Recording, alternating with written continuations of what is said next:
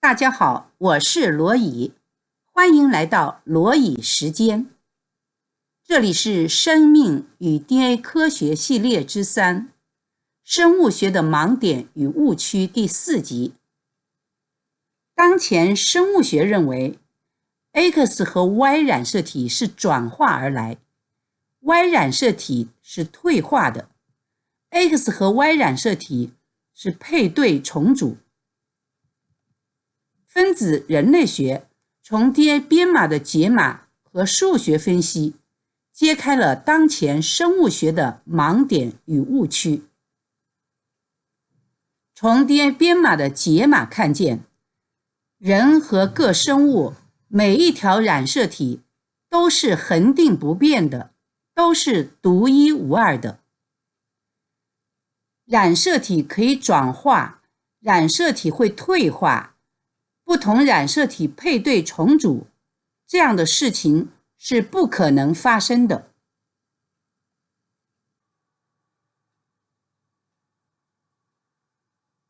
我们先来看 DNA 与人体的关系。我们知道人体是由40到60万亿的细胞构成的，几乎每个细胞中都有23对染色体，以及它所包含的60亿 DNA 编码。所以我们浑身上下都是 DNA 编码，都是这样的 DNA 编码，浑身上下都是这样的编码。所以我们可以说我们人就是这样的 DNA 编码编出来的。这可以看到我们和人和 DNA 关系有多密切了，对不对？那我们现在来看，这是染色体，对吧？染色体是由什么构成的呢？是由 ATCG 4个 DNA 编码构成的。染色体是由编码构成的。那么染色体分2种，一种呢叫做长染色体。我们来看这里，长染色体从1号到22号，一共有22条长染色体。还有一种就是性染色体，我们有一对性染色体，一个是 X， 一个是 Y， 这是人类的一对性染色体，22条长染色体。这个是美国基因银行发布的人类基因组的 DNA 编码数据。什么叫人类基因组呢？人类基因组就是我们人类的22条长染色体和一对性染色体，一共24条染色体构成了人类基因组。这就是人类基因组。事实上呢，除了人以外，我们可以2倍体的动植物呢，其实都是跟这有很多的相同。相同在哪里呢？相同就是说都是螺旋结构的染色体，都是 ATCG 4个编码构成的染色体，然后呢都有长染色体、性染色体构成的基因组。这是我们人类的基因组，其他的生物都有自己的基因组。那区别到底在哪里啊？不是这些相同，可是巨大的不同是什么呢？巨大的不同就是每一条染色体的编码数不一样。注意，我们人的24条染色体每一条的编码数都不一样，那其他的生物它们的每一条染色体也是不一样的编码数。所以最重要的就是这个编码数不一样。那编码数不一样呢，所带来的是什么呢？它的编排的序列也不一样，这个很重要，因为序列不一样，所表达的信息就不一样。因为所有的生物都是什么样的信息就长什么样的形体，所以这里面就可以看到不一样就在于信息不一样，序列不一样，编码数不一样。你像我们人的基因组里面，1号长染色体是24925万的编码，对不对？那2号长染色体呢是24319万，那3号长染色体是1亿多，那我们的 Y 染色体是5900多万，总之每一条染色体的编码数都不一样，所以每一条染色体它的编码数、它的编码序列所表达的编码信息都不一样，都是独一无二的，这个才是重点。这是我们人的每一条染色体都是独一无二的，其他的生物的染色体同样也每一条都是独一无二的。就是你在自己的基因组里面你都找不到2条相同的，那你在其他的生物的基因组里面更不可能是有相同的。它最重要的是表达的信息不一样，这一点很重要。所以每一条独一无二的染色体构成的人类基因组，它当然也是独一无二的。所以每一个基因组都是独一无二的。我们人的基因组是独一无二的，那猴子的基因组，什么狗的基因组，任何的动物植物的，它的基因组都是独一无二的。独一无二表现在信息。你像我们人类基因组一共有30亿的编码，对吧？30亿编码所表达的信息都是独一无二的，这个信息就生长出我们人的形体。那其他的基因组，狗的基因组的信息就长出狗的形体，鸡的基因组的信息就长出鸡的形体。所以每一个基因组它是因为信息不一样，所以就长出不同的形体来了。这就是说每一个物种都是独一无二的原因是在这里，它的原因是在这里，是因为染色体决定的，信息决定的。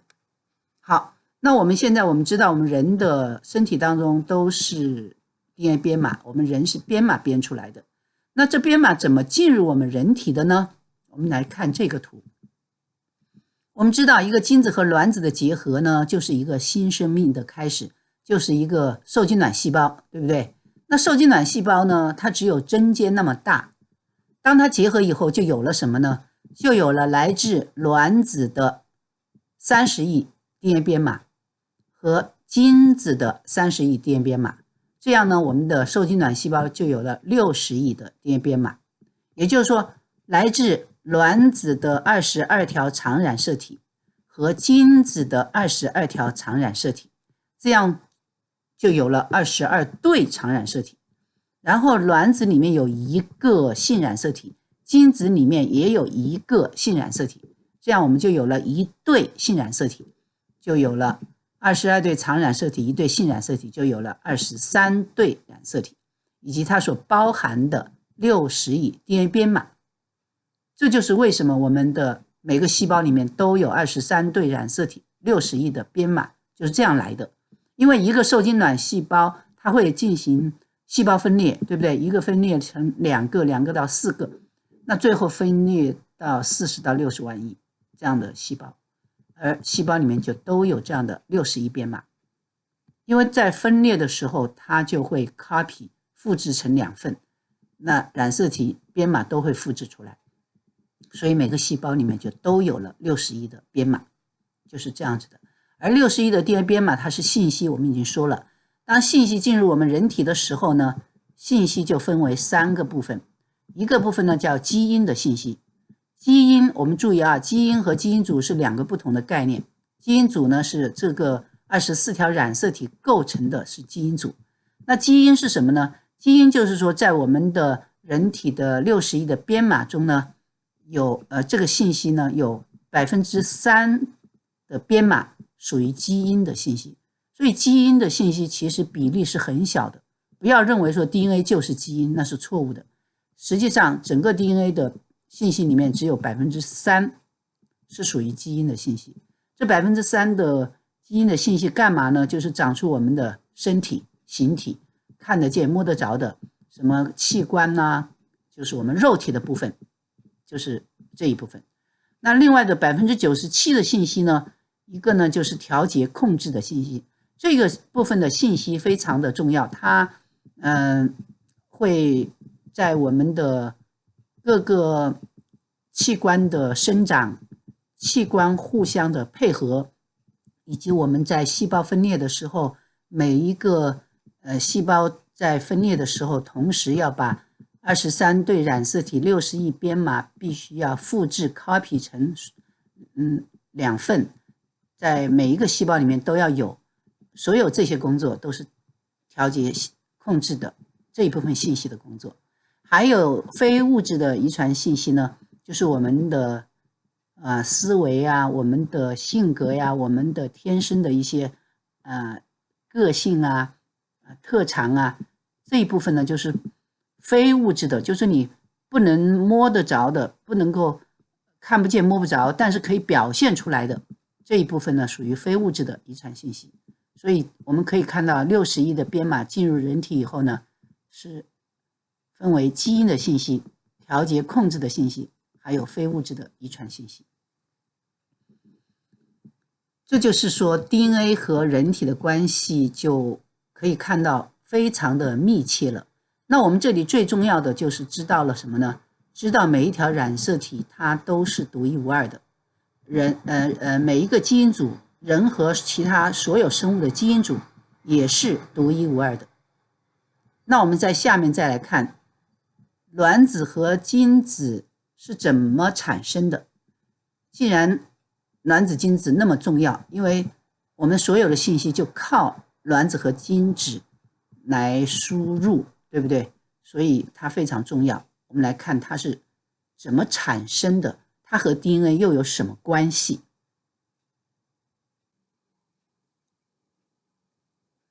我们现在来看精子和卵子是如何产生的。这是一个男性产生精子的过程，这是一个女性产生卵子的过程，而这个过程呢，叫做减数分裂。减数分裂是高中的生物课都会学习的。那在这里呢，我们主要是来看 DNA 在减数分裂里面到底是一个什么关系。如果我们严格一点讲，其实减数分裂的整个过程都是 DNA 在运作的一个过程，或者我们前面所说的 DNA 的信息分为3个部分，有基因的信息，有调节控制信息，还有一个就是非物质的遗传信息。事实上呢，在这个减数分裂的过程呢，就是属于调节和控制的信息在做的工作。我们先来看男性产生精子的过程。从图上我们看到有这么多的长条，看到了吗？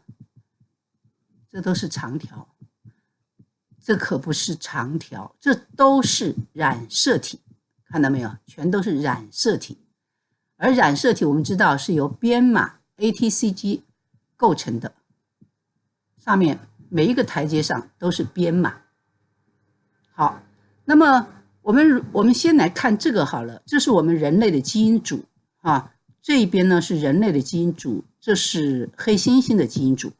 我们这2个不同的基因组呢，我们可以进行一个比较，就知道说我们人的基因组是22条长染色体和1对性染色体构成的，一共是24条染色体，每一条染色体的编码数、编码序列、编码信息不一样，都是独一无二的。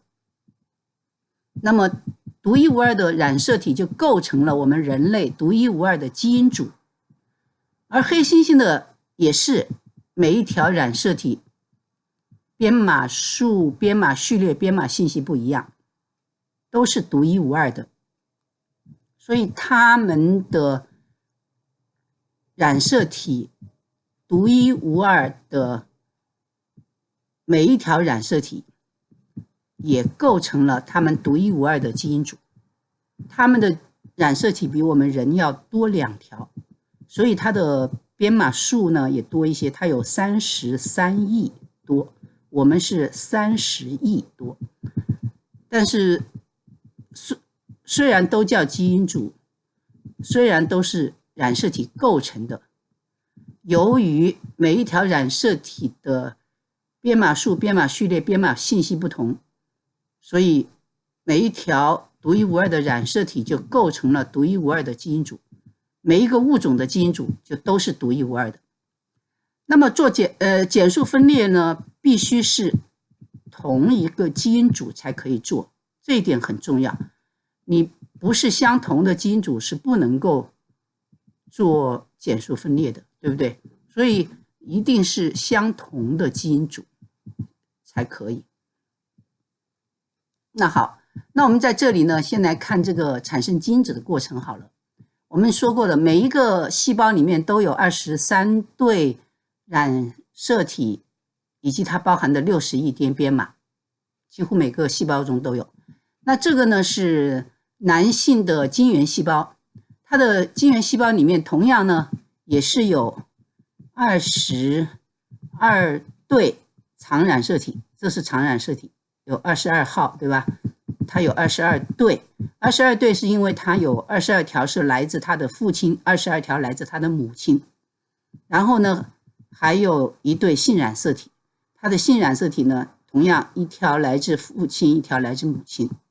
啊，如果是男孩呢，他的性染色体呢就有一个 X 来自他的母亲， Y 来自他的父亲。如果是女孩的话呢，一个 X 来自母亲，一个 X 来自父亲，因为父亲他有 X 也有 Y。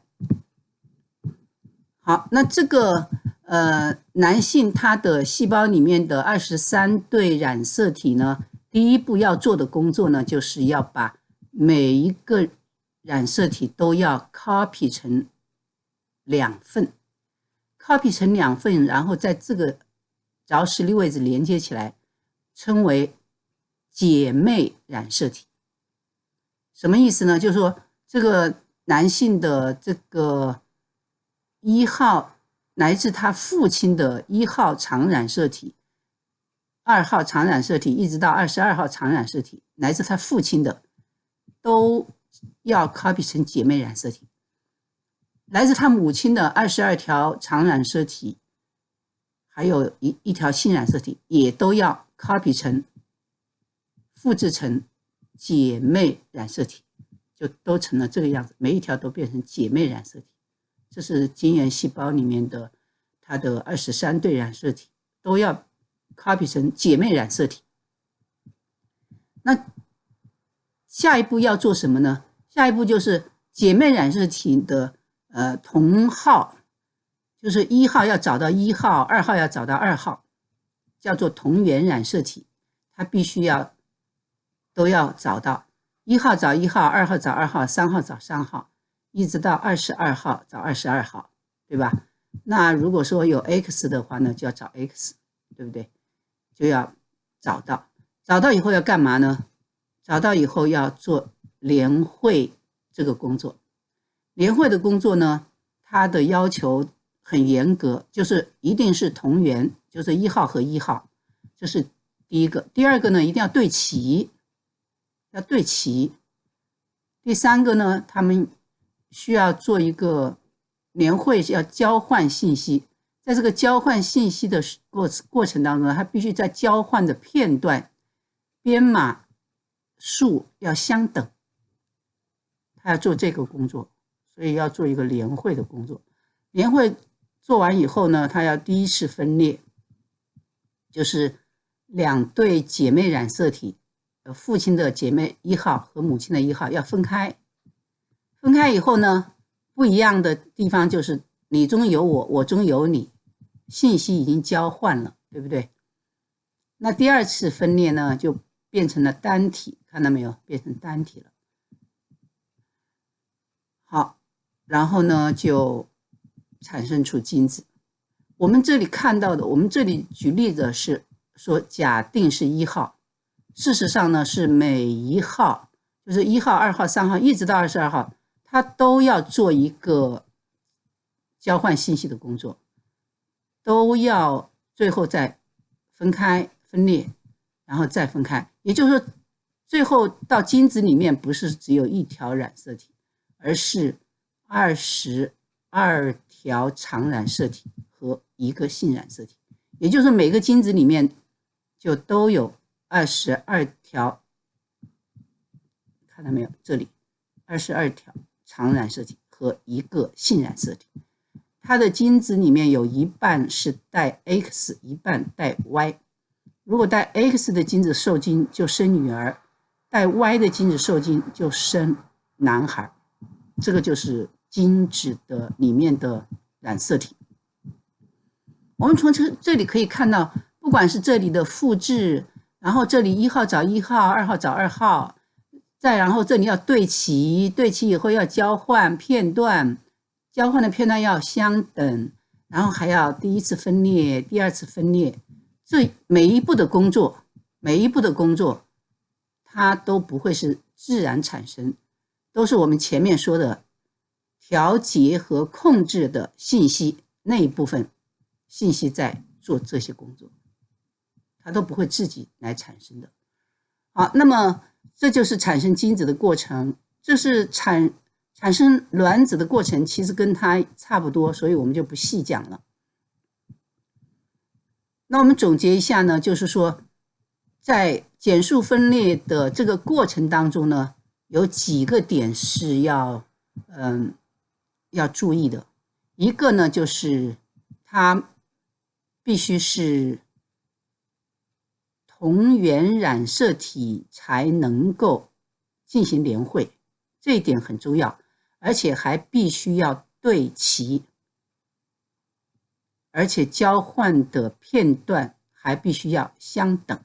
我们从这里可以看啊，做减数分裂是相同的基因组，就是说你这个产生精子产生卵子，在这个不管是父亲还是母亲，他们的精原细胞里面所进来的来自他父亲和母亲的染色体都是相同基因组，就是都是我们人的基因组，这一点很重要。然后相同基因组还不够，还要相同染色体，1号找1号，2号找2号，才能够进行联会。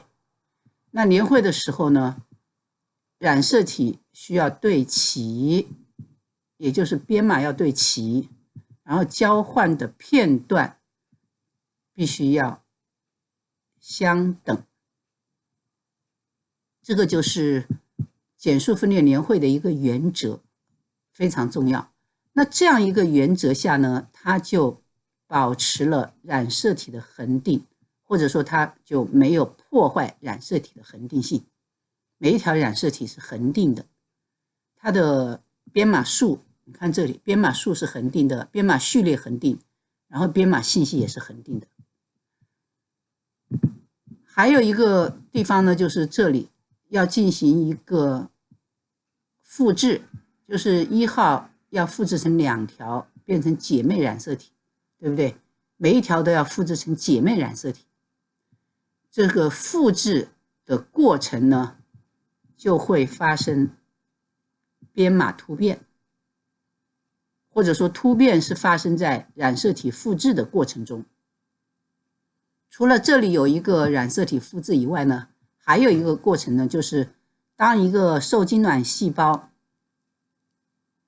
变成就是分裂成2个的时候，2个分裂成4个的时候，我们知道我们的一个精子卵子结合以后，就是一个受精卵细胞，只有针尖那么大，它就要开始细胞分裂，一个分裂成2个，2个分裂成4个，这样子分裂，一直到我们人体的60万亿。那么这样一个分裂过程呢，都会有复制，都要染色体复制，23对染色体都要复制成到每一个细胞里面去，所以这个复制过程当中就会有突变。那这个突变呢，如果说你不知道它的突变率，你不知道是多少的话呢，你就没办法它到底会不会变化。我们知道了它是10亿分之一微小的突变率，它没有破坏染色体的恒定性。你像我们人的60亿编码，复制一次呢，有6个突变。我们人的一生当中只有50次的细胞分裂平均，那也就是说一代人5、6、300，只有300个突变，300个突变点在60亿的细胞里面呢，可以说微乎其微，它完全不影响染色体的恒定性。所以这突变这里不影响，还有这里的联会这里根本就不会影响，这样我们的染色体才会是恒定不变的。正因为染色体恒定不变，那么科学家才能够找到我们人类的基因组，就是说每一条染色体它都是独一无二、恒定不变的，那么才可以把我们的基因组找到。其他的生物也是一样，你像1号染色体的24925万的编码，它就和编码序列、编码信息它都是恒定不变的。2号恒定不变的，就是每一条染色体都是这样。如果它要是不是恒定不变的话，那它变来变去，你就没有办法能够确定1号是这样子，2号是这样子，你也没有办法确定24条染色体呢就是我们人类的基因组，那你就根本不可能做这样一个定义了。这就是说它是独一无二，而且还是恒定不变的。基因组的独一无二、恒定不变，就保证了各个物种独一无二、恒定不变。这就是因为信息恒定不变，所以它是每一个物种都恒定不变。因为什么样的信息就产生什么样的形体。那好，那我们现在再来看，进化论者说X 和 Y 呢是配对重组，它这个我们看到前面我们就知道它是错误的，它是谎言。重组就是指的前面我们说的联会，就是这个过程，交换信息的这个过程叫联会，或者叫重组，他们叫重组。那我们知道这个必须是1号找1号，2号找2号，必须是同源染色体、同号染色体、同名染色体才能够进行联会，而且还要对齐，是吧？交换的片段还要相等。可是 X 和 Y 呢，它根本不是同源染色体，也不是同名染色体。你看到这里 X 是多少？ X 有15527万的编码， Y 呢是5937万的编码，对不对？看到没有？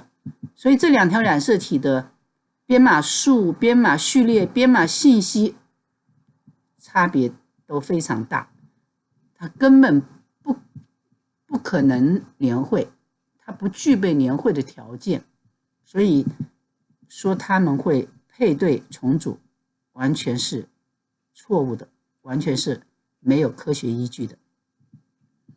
另外他们说 X 和 Y 呢是转化而来的，我们刚才已经讲了，每一条染色体都是独一无二的，都是恒定的，我们从这里看到的，对不对？都是独一无二，都是恒定的。所以说 X 和 Y 是转化而来的，它是有什么转化？怎么转化？这是完全是乱讲，完全是谎言，而且不顾科学的。当然在看不到DNA 之前是不可能知道的，那如果说看到了 DNA 还这样说，是很不负责任的。他们还说 Y 染色体退化，他们为什么要这样说呢？因为 Y 染色体呢比较短，它只有5937万的编码，它的编码比较少，比较短，他们就认为它是在退化，这也是没有科学依据的。事实上比它还短的21号染色体还比它短，只有4812万的编码，它比 Y 还要短。所以它短不等于是因为退化，长也不等于是进化。他们为了配合进化论的理论，所以他们在这里没有科学依据的呢，就在这里胡乱的解释，或者说一本正经的胡说八道，应该这样讲。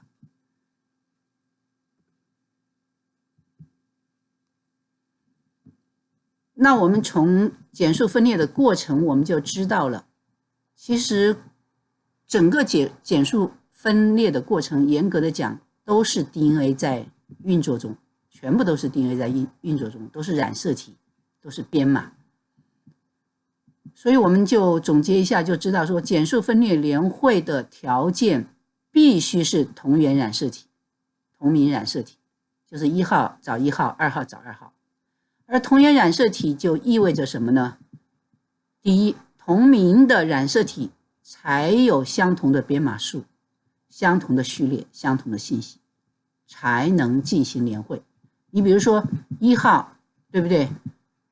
父亲的1号姐妹染色体找到母亲的1号姐妹染色体，那都是2.4925亿多的编码，都是相同的编码序列，相同的信息，它们对齐才可以进行联会。第二， X 和 Y 不是同源染色体，不具备联会的条件，所以它们根本不可能配对重组。说它们配对重组完全是谎言，可以这样讲，完全是谎言，骗人的谎言。第三， Y 染色体没有同源染色体，所以它不能够参与联会。就是说因为 Y 染色体它最后它虽然复制成了一个姐妹染色体，但是它不可能找到姐妹染色，因为在那个父亲的这边有 Y， 母亲的那边根本就没有 Y， 所以它不能够找到那个同源染色体，所以它不参与联会，它没有参加联会。所以实际上这样子就知道我们在女性里面根本就没有 Y， 对不对？他们不能参加联会，所以他们说那个 Y 和 X 重组那是不可能的。那第四呢， DNA 10亿分之一微小的突变率保持了染色体的恒定性，而每一条染色体呢 DNA 编码的序列、数目、信息又都是独一无二的，恒定不变的。所以染色体的恒定决定了基因组的恒定，基因组的恒定呢决定了各物种的恒定，所以人和一切物种都是恒定不变的。那最后的结论就是染色体的恒定性拦阻了任何的重组、转化、退化、进化的发生。其实这就非常简单了，因为它是恒定的。这个图呢是我们说过的，这个是达尔文的一个假想的进化图，他认为这些物种都是从一个根进化来的。那时候他不知道 DNA， 现在我们知道了 DNA， 知道了染色体，而且也知道了基因组，都是恒定不变、独一无二的。每一个基因组的信息就来决定每一个物种的信息，就长出不同物种的形体。这就是为什么有这么多不一样的形体，都是因为它们的基因组里面的信息决定它们的形体。基因组的恒定和独一无二也决定了这个物种是恒定的、独一无二的。